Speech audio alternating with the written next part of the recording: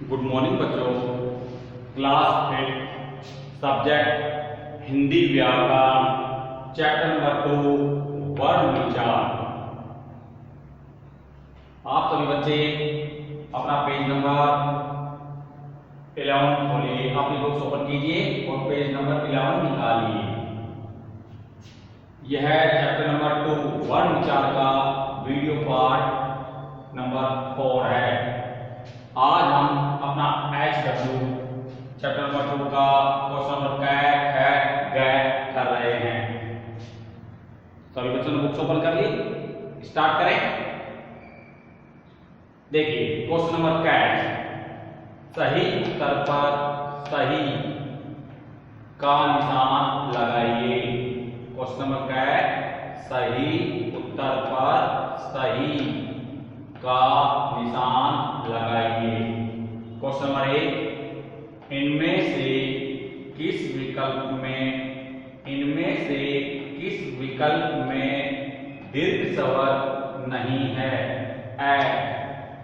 आ, ए, ब, बड़ाऊ औरत, स, ऋषि, इमली। तो हमने पहले पढ़ा है कि दीर्घ स्वर में ऋषि नहीं होता, इसलिए क्वेश्चन नंबर 5, इनमें से किस विकल्प में दीर्घ स्वर नहीं है? इसका आंसर स, ऋषि, इमली। इसके आगे आप सही निशान लगाइए, ऋषि नहीं होता।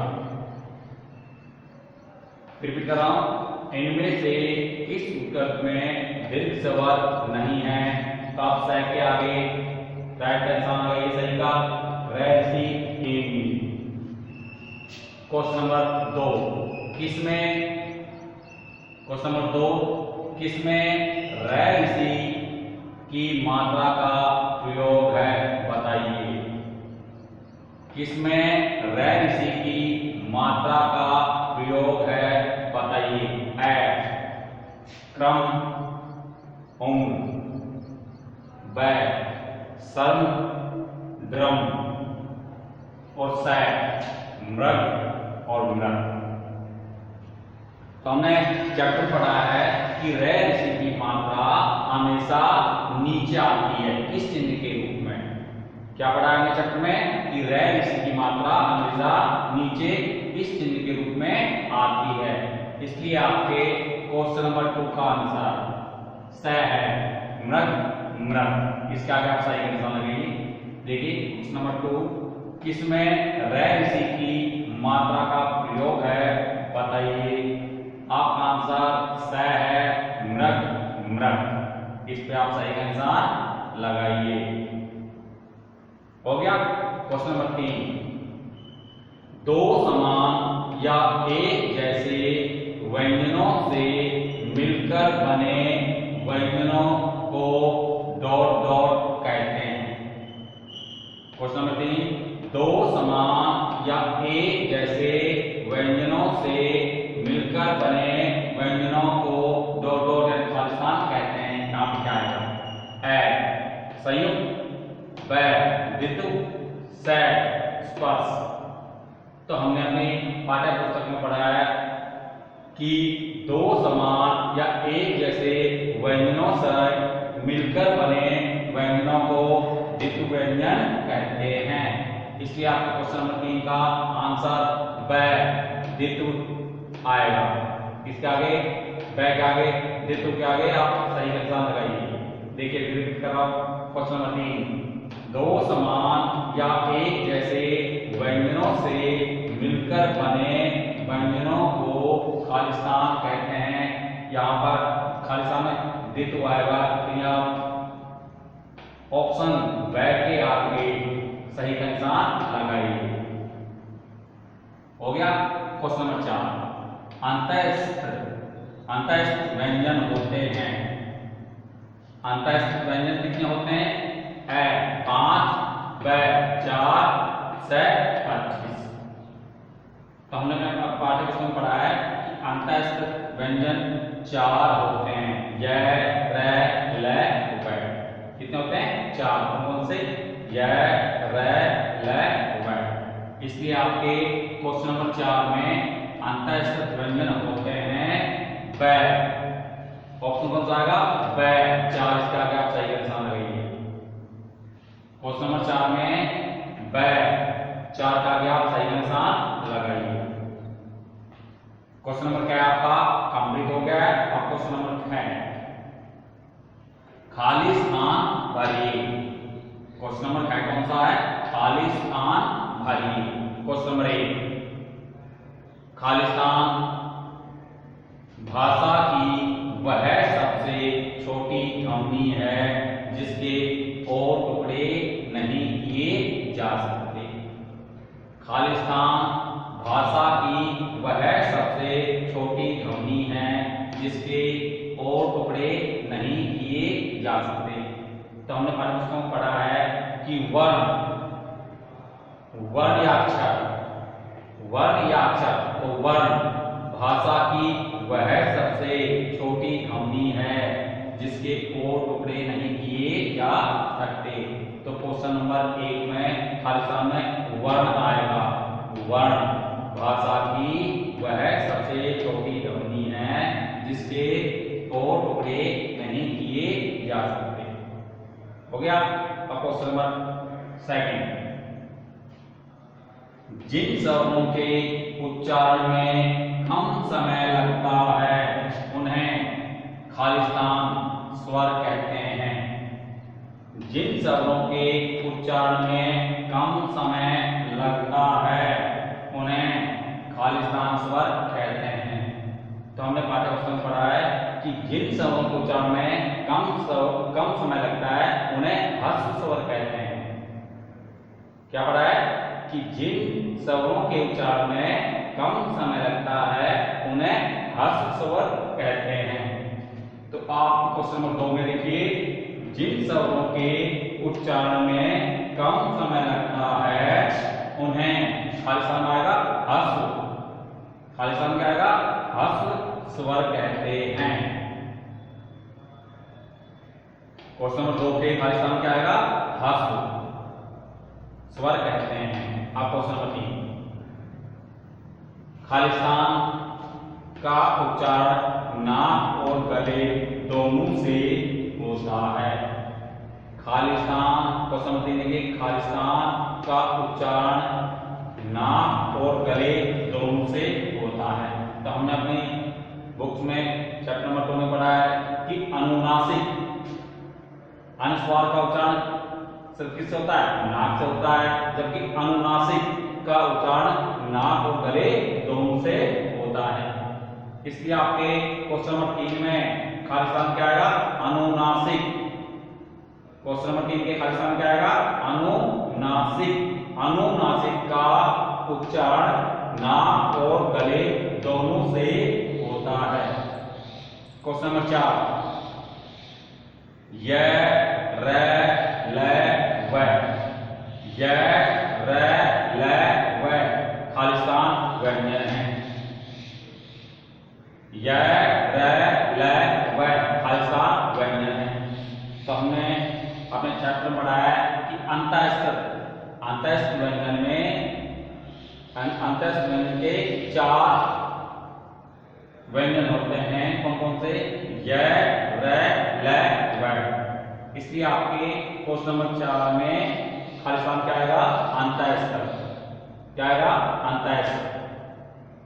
अंतःस्थ देखिए इसमें क्वेश्चन नंबर 4, य, र, ल, व अंतःस्थ व्यंजन है। क्लियर? क्वेश्चन नंबर 5, 2 अलग अलग व्यंजनों के मिलने से बने अक्षर खाली स्थान कहलाते हैं। क्वेश्चन नंबर 5 देखिए, 2 अलग अलग व्यंजनों के मिलने से बने अक्षर खाली स्थान कहलाते हैं। तो हमने अपने चैप्टर में पढ़ा है कि 2 अलग अलग व्यंजनों के मिलने से बने अक्षर संयुक्ताक्षर कहलाते हैं। तो आपके क्वेश्चन 5 में खाली स्थान क्या आएगा? संयुक्ताक्षर। क्या आएगा? संयुक्ताक्षर। रिपीट कर रहा हूं, 2 अलग अलग व्यंजनों के मिलने से बने अक्षर संयुक्ताक्षर कहलाते हैं।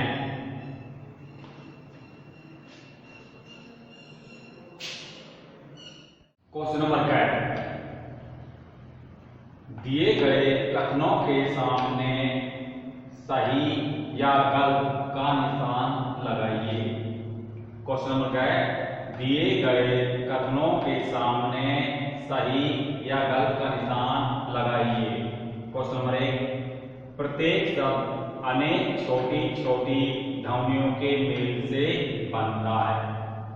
हम चैप्टर पढ़ा है कि प्रत्येक शब्द छोटी छोटी ध्वनियों वर्णों के मेल से बनता है, इसलिए आप क्वेश्चन नंबर 5 सही है, इसके आगे आप सही का निशान लगाइए। प्रत्येक शब्द अनेक छोटी छोटी ध्वनियों के मेल से बनता है, इसके आगे आप सही का निशान लगाइए। क्वेश्चन नंबर 2, ह्रस्व स्वरों के बोलने में अधिक समय लगता है। ह्रस्व स्वरों के बोलने में अधिक समय लगता है। हमने चैप्टर पढ़ा कि ह्रस्व स्वरों के बोलने में कम समय लगता है, इसलिए आपका क्वेश्चन नंबर 2 में आप गलत का निशान लगाइए।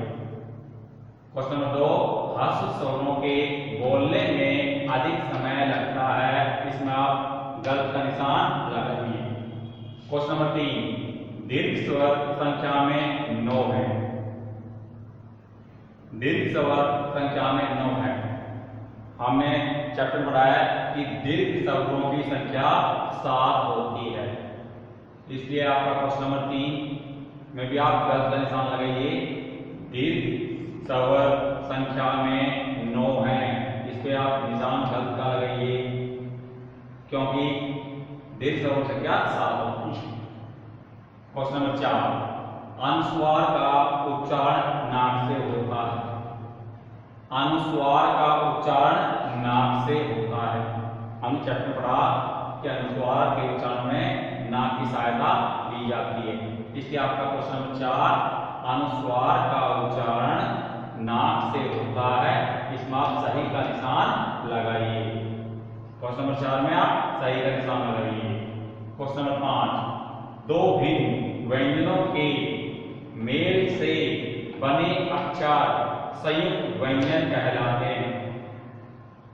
हमने चैप्टर पढ़ा कि दो भिन्न व्यंजनों के मेल से बने अक्षर संयुक्ताक्षर कहलाते हैं,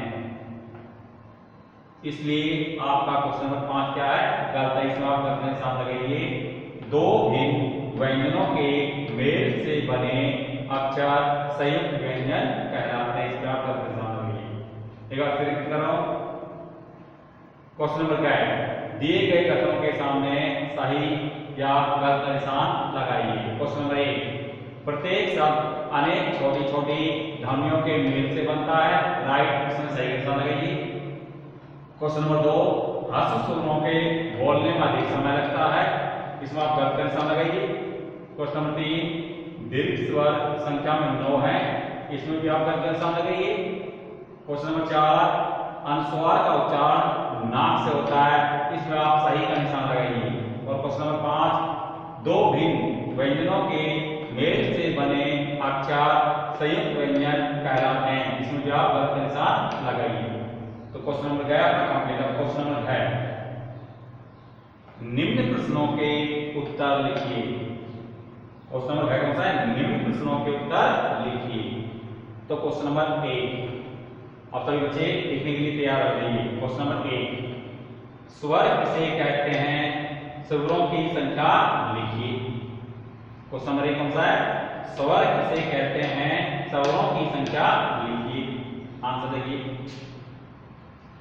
जिन वर्णों का उच्चारण किसी अन्य वर्ण या ध्वनि की सहायता के बिना किया जाता है।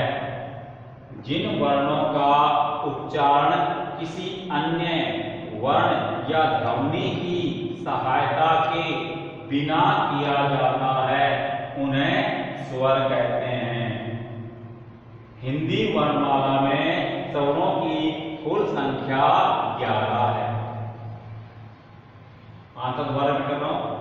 जिन वर्णों का उच्चारण किसी अन्य वर्ण या ध्वनि की सहायता के बिना किया जाता है उन्हें स्वर कहते हैं।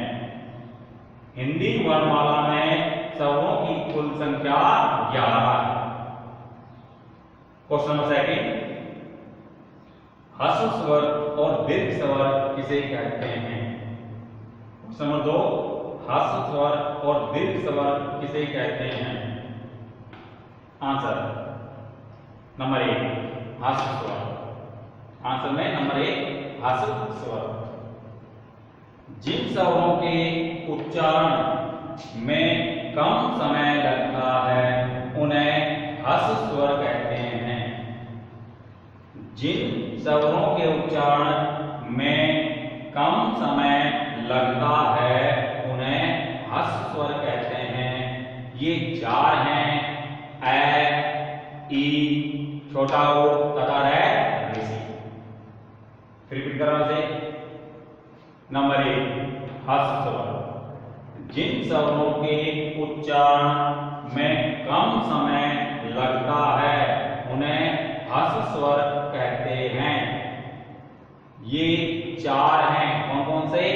ए, छोटी, छोटा ओ तथा रे, ऋषि। क्लियर?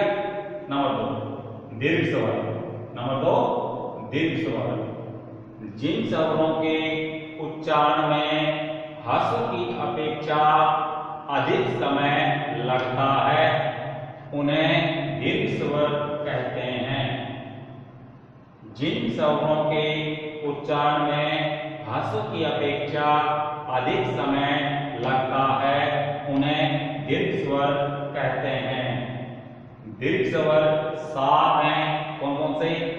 आ, बड़ी, बड़ाओ, ए, एड़ी, एनक, औखली तथा ओ, औरत। रिपीट कर रहा हूं लास्ट बार। दीर्घ स्वर। जिन स्वरों के उच्चारण में ह्रस्व की अपेक्षा अधिक समय लगता है उन्हें दीर्घ स्वर कहते हैं। दीर्घ स्वर 7 हैं, आ, बड़ी, बड़ाऊ, एड़ी, एनक, औखली तथा ओ, औरत।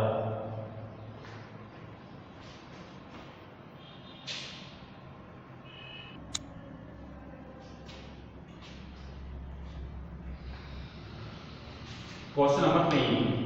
क्वेश्चन नंबर 3, स्पर्श व्यंजन, अंतःस्थित व्यंजन तथा ऊष्म व्यंजन की परिभाषा लिखिए। क्वेश्चन नंबर 3 कौन सा है? स्पर्श व्यंजन, अंतःस्थित व्यंजन तथा ऊष्म व्यंजन की परिभाषा लिखिए। आंसर देखिए। आंसर नंबर 1 स्पर्श व्यंजन। नंबर 1 स्पर्श व्यंजन। जिन व्यंजनों के उच्चारण में जीभ मुख के किसी न किसी भाग का स्पर्श करती है वे स्पर्श व्यंजन कहलाते हैं। जिन व्यंजनों के उच्चारण में जीभ मुख के किसी न किसी भाग का स्पर्श करती है वे स्पर्श व्यंजन कहलाते हैं। ये कैसे मैं तक होते हैं, इनकी संख्या 25 है। फिर कर रहा हूं। आंसर नंबर 1 स्पर्श व्यंजन। जिन व्यंजनों के उच्चारण में जीभ मुख के किसी न किसी भाग का स्पर्श करती है वे स्पर्श व्यंजन कहलाते हैं। ये कैसे मैं तक होते हैं, इनकी संख्या 25 है। नंबर 2 अंतःस्थ व्यंजन। अंतःस्थ व्यंजन। जिन व्यंजनों के उच्चारण में मुख के किसी भाग से जीभ का स्पर्श पूरी तरह नहीं होता या जीभ मुख के भागों से बहुत ही हल्का स्पर्श करती है वे अंतःस्थ व्यंजन कहलाते हैं। जिन व्यंजनों के उच्चारण में मुख के किसी भाग से जीभ का स्पर्श पूरी तरह नहीं होता या जीभ मुख के भागों से बहुत ही हल्का स्पर्श करती है, वे अंतस्थ व्यंजन कहलाते हैं। ये चार हैं, य, र, ल तथा व। फिर प्रकार से नंबर 2 को अंतस्थ व्यंजन को, जिन व्यंजनों के उच्चारण में मुख के किसी भाग से जीभ का स्पर्श पूरी तरह नहीं होता या जीभ मुख के भागों से बहुत ही हल्का स्पर्श करती है, वे अंतस्थ व्यंजन कहलाते हैं। ये चार हैं, य, र, ल तथा व। नंबर 3 उसम व्यंजन। नंबर 3 उसम व्यंजन। कुछ व्यंजनों के उच्चारण में वायु तेज गति से मुख के भागों से रगड़ खाती हुई बाहर निकलती है, जिससे उष्मा यानी गर्मी उत्पन्न होती है। इसलिए ऐसे व्यंजन उष्ण व्यंजन कहलाते हैं। कुछ व्यंजनों के उच्चारण में वायु तेज गति से मुख के भागों से रगड़ खाती हुई बाहर निकलती है, जिससे उष्मा यानी गर्मी उत्पन्न होती है। इसलिए ऐसे व्यंजन उष्ण व्यंजन कहलाते हैं। ये भी चार हैं, स सलजम वाला स, षटकोण वाला स, सलेट वाला स तथा है। फिर रिपीट कर रहा हूं इसको। नंबर 3 उष्ण व्यंजन। कुछ व्यंजनों के उच्चारण में वायु तेज गति से मुख के भागों से रगड़ खाती हुई बाहर निकलती है, जिससे उष्मा यानी गर्मी उत्पन्न होती है। इसलिए ऐसे व्यंजन उष्ण व्यंजन कहलाते हैं। ये भी चार हैं, स सलजम वाला स, षटकोण वाला स, सलेट वाला स तथा है। Clear? Question number 4। Question number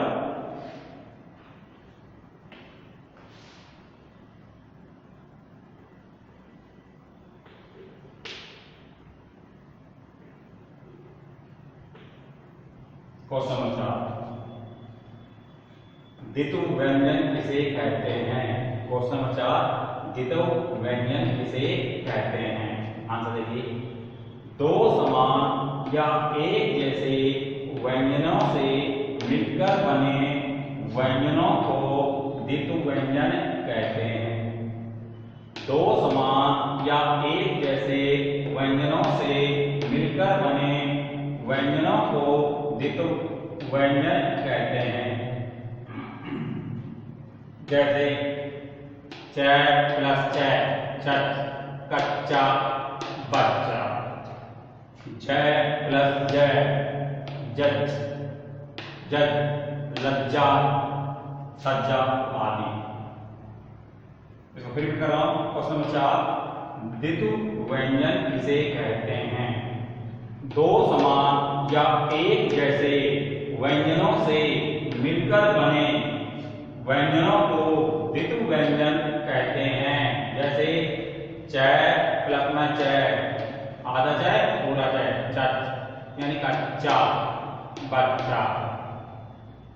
ज प्लस में ज, आधा ज पूरा ज, जज, लज्जा, सज्जा आदि। आपका ये चैप्टर कंप्लीट हो गया है।